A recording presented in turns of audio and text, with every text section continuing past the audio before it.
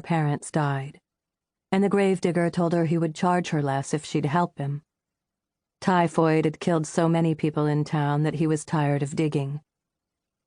"Can we do it at night?" she asked. Her skin could not weather the long hours in the sun, and in the glare of day she would be nearly blind. He agreed, and so there they were, twilight till dawn, shaving slivers of hard-packed earth from the walls of the graves.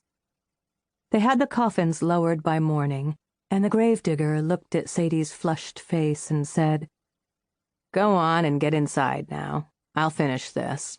I'll do it proper. You can have your own service tonight." "Aren't you afraid of me?" she asked. She'd been wanting to ask all night. When she was tired or nervous, her irises often jumped back and forth uncontrollably, as though she were being shaken, and she knew they were doing so now. It unsettled people, and more than one preacher had tried to cast spirits out of her, to no effect.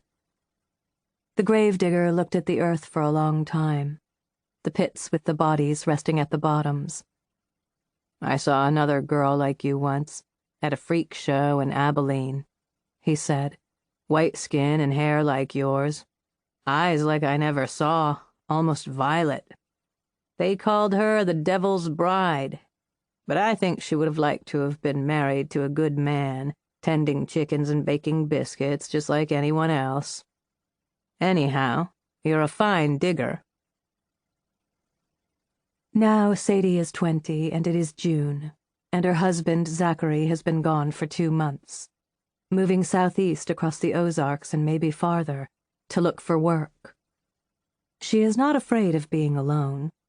She was alone for 2 years before she met Zachary, and she had thought she would spend the rest of her life that way. Just knowing he will come back sooner or later is enough. She sleeps in the sod house through the bright hours of the day when most women do their chores, saves her work for early morning and dusk. When the dark has settled, she walks across the prairie, making her way by scent and feel. She finds some clumps of grass that smell like onion, others like sweet basil, others still covered in silvery down that tickles her fingertips. As the days pass, she saves up things to tell Zachary about when he comes home. A patch of sweet blackberries by the side of the pond where she draws the wash water, a hollow where a covey of grouse nest. Most important and mysterious of all, a hole in the ground with nothing but darkness inside, about the size of a barrel top.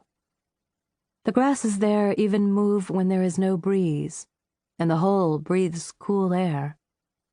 Once, she lowered a lantern into it at the end of her clothesline and saw a slope of jagged stone leading down.